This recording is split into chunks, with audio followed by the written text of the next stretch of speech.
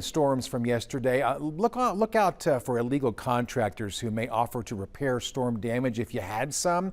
Attorney General Chris Kobach says Kansas statute requires roofers to register with the AG's office to offer the services they provide. So to avoid scams, Kobach says, check the roofer's registration, obtain references, and check the contractor complaint records from the BBB and conduct more research on the contractor even beforehand.